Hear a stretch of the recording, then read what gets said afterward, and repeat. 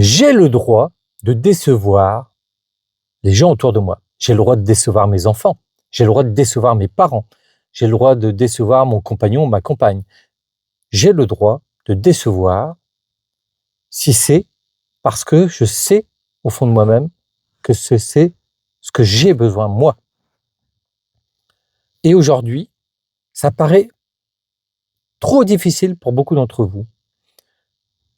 Mais si dire oui tout le temps à l'autre, alors que vous, au fond de vous, c'est non. C'est vous que vous décevez. Et à un moment donné, vous vous dévalorisez. Si vous vous dévalorisez tout le temps, vous perdez de l'estime pour vous. Si vous perdez de l'estime pour vous, vous vous aimez de moins en moins. Vous vous estimez de moins en moins et vous êtes de moins en moins bien dans votre vie.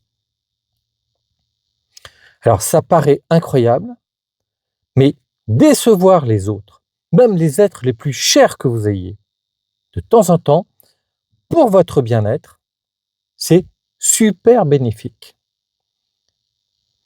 Et aujourd'hui, j'ai compris que non seulement j'ai le droit, mais c'est même presque un devoir de dire non à l'autre quand je veux me dire oui à moi. Et ça me paraissait impossible il y a quelques années. Mais quand je dis impossible, c'est vraiment impossible. Je n'étais pas capable de dire non à l'autre.